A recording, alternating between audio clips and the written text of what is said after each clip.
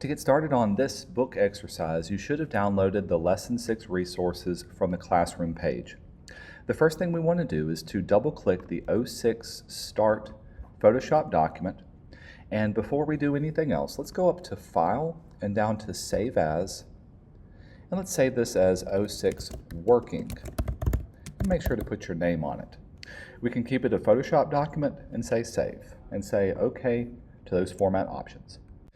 Now the first thing we want to do is to be able to cut out our model so that it removes the background but preserves her portrait picture.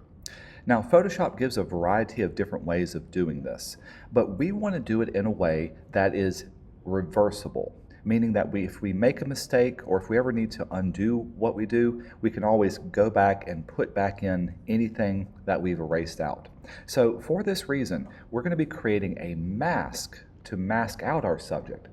Masks are a reversible way to bring back or to cover up any particular area that you want without deleting the pixels. Now in order to do this, make sure your Layers panel is open. I'm going to drag it off just so we can see it a little bit better, and I'm going to zoom in so that we can see our entire area. The first thing we want to do is we want to create the layer mask by going up to Select and down to Select and Mask. This is going to go into a special editing mode that allows you to select an area and create this layer mask. Now the first thing to note is how these panels over on the right hand side have changed, and also you've got some different tools over on the left hand side. The first thing that we want to set up is our viewing mode. There's lots of different ways that we can see our mask and get an idea of what's selected versus what's being masked off.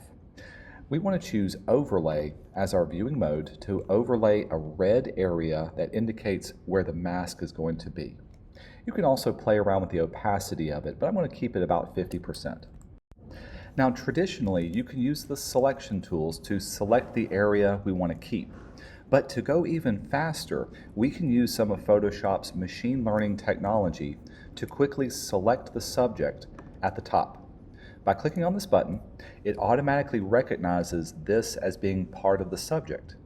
Now it does a pretty good job, but if you zoom into the very bottom, you can notice that there's still some few bits that it may have missed. So always take it with a grain of salt if you use Select Subject. We want to be able to refine the edges. Probably the first easiest tool to use will be this first one. This is your Quick Selection tool. It works just like a brush, so we can change the size of it, but make sure we're working in normal add mode, and the size of it should be about 15 pixels. From here, we can quickly click and drag over the subject area down here, and it's going to start to select those areas. You can see how it's turning from red to completely transparent. If there's any other larger areas that you see that yours didn't fix, then go back now and be able to fix those up. I do see some other smaller areas, especially around the hair or around maybe when you made the selection down here it got off by a bit. That's okay. Later on we're going to go back and we're going to refine our selection using some different tools. While we're here, you can also play around with the view modes and see what it would look like in different options. But I like to keep it on Overlay. To further refine the area, the tool we're going to use next is the second one, and this is the Refine Edge brush tool. Again, it works just like a brush, and you can change the size of it, but make sure we're adding or working in add-on mode. This tends to be a pretty good size. I'm going to zoom in. You can do this by going down to the very bottom and typing in about 300%, or you can just zoom in on your own. And like I said, the hair did a pretty good job, but it didn't get everything. So I'm going to click and drag and maybe refine this edge. So dragging over that, you can see how it pulls it out. And this really adds on and tells it to focus on different parts that are small and maybe missing other little parts. So right up here is a good place. Again, if it's off by a little bit, that's okay. But all I want to do is to be able to go through along the edge of this and look at the contrast between each part.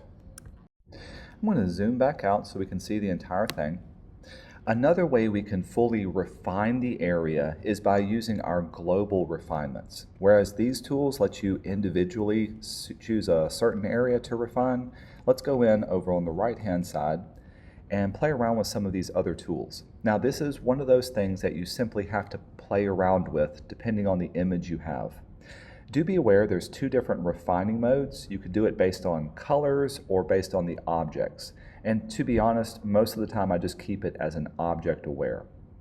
You can also play around with the amount of edge that it needs. The radius of it will give you more or less results. But under these global refinements, this allows you to globally clean up the edges that you've already created. For example, the book is going to tell you to adjust your contrast and bring it up to be about 20%. And we're going to shift the edge in to be about negative 15%. Again, these are the kind of things where it's off by a little bit, that's okay, but we want to be able to just further detail everything out. Again, we can also scroll up and see what this looks like on different viewing modes. Especially when you view it on the layers, this will give you an idea of what it looks like once it's fully cut out. And we'll go back to overlay. Actually, I'll turn it back to on layers to give an idea of what everything looks like with the blue background. The last thing we want to do is to complete the mask by adding it back into our final design. Remember, we're working in a special editor, so down at the bottom, open up the output settings. Decontaminating the colors will clean up the edges so that they blend together a little bit more. It doesn't have to be a lot, but it usually around 20 to 40% tends to be a good setting. And this will help you refine all the little edges that are working with it. The last thing we want to do is we want to output this, and we're going to do this by making a new layer with a layer mask. So make sure that is selected. Once it's done, you can say OK. And now check out our layers that we have. It made a copy of our model and it added this extra little mask to this area. This mask is fully editable and it doesn't erase the pixels, it actually covers up. So everything you see that's painted black is actually masked out and the white is keeping it, keeping the pixels where they are. Next, let's use Puppet Warp to manipulate our image so that it looks like she's looking upward slightly. In order to do this, make sure your model copy layer is selected, go to Edit, and down to Puppet Warp. This is going to create a little triangular mesh over your entire model. Now, this is a very powerful little tool. You use it by adding little pins to the area inside that you want to be able to lock down and control. The book wants us to add some pins going along the bottom portion of our model all the way up to her neck, and then add a few going across the neck and back down. There really is no set number that we're looking for, but all we want to do is to lock down this portion so that we can manipulate and move around the head portion. Now, by default, we're adding pins, so you can see how it's got the little plus sign next to our cursor. The other thing we can do is to hold down the Option or the Alt key. You can click on a pin to select it, then hold down the Option or Alt key, and this allows you to rotate that particular point. And you can see now that that's rotated, it allows you to manipulate that part of the head. Another thing you can do is you can add points and you can move them around and distort them. Now you can see how just adding some randomly, you can get some really funky results, some better than others. If you need to delete away a point, you can select it and hit the delete key and it goes away.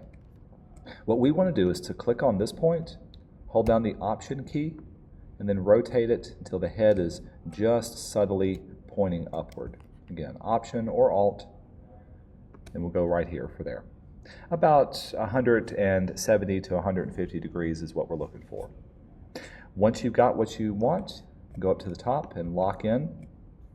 And this is a good time to go to File and save what we're working on. The last thing we want to do is to create a custom pattern for this blue background. Now, in order to create it, we're going to jump back into the folder for the Lesson 6 and double-click on the 06 Pattern Photoshop document. If you need to, you can do Command-0 to zoom in so we can see the entire area. I'm going to move my layers over so we can see it better. Now we're going to create this pattern by creating a simple star shape using some of the vector tools. Look towards the bottom of your toolbox and locate the predefined shape tools. It may be hiding underneath the rectangle tool, but we want to use the polygon tool. With it selected, pay attention to the properties at the very top.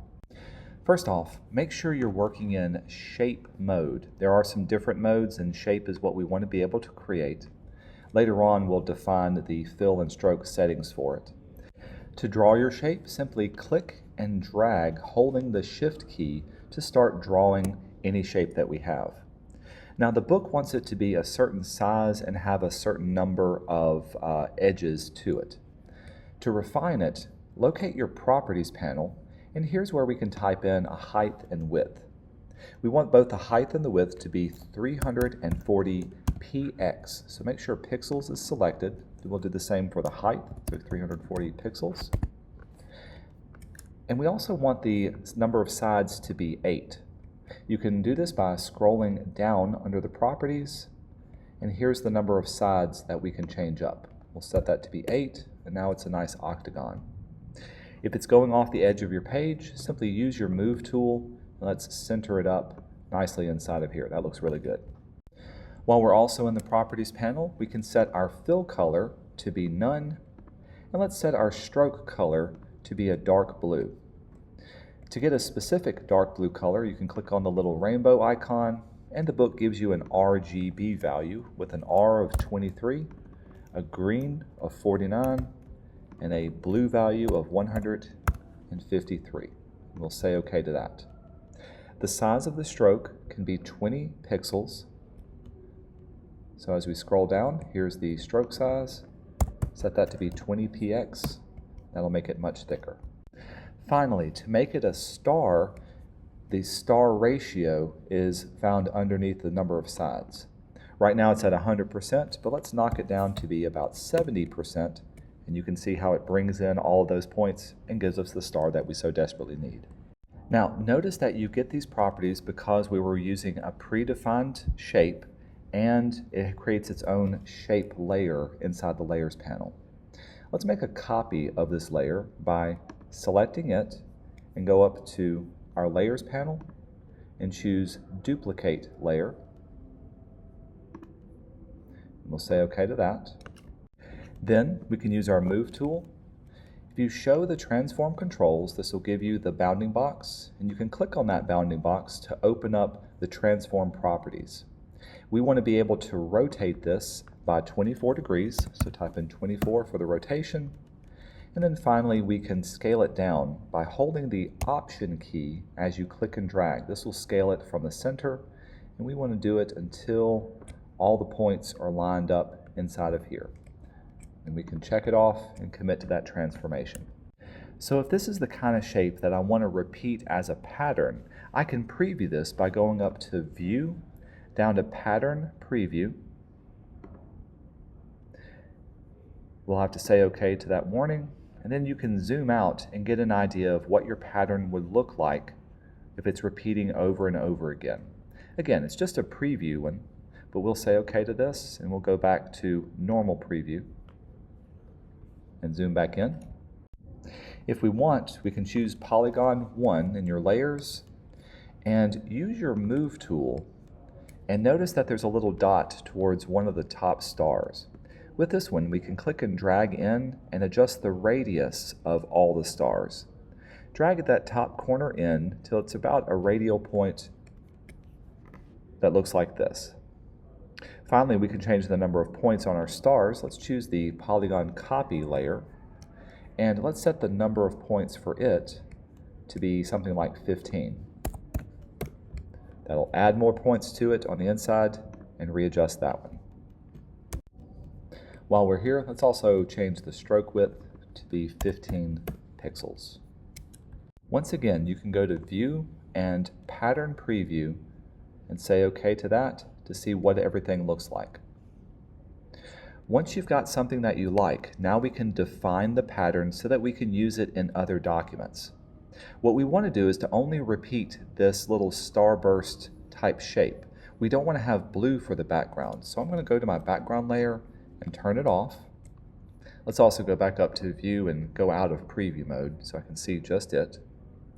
To make a pattern, we're going to go to Edit and Define Pattern.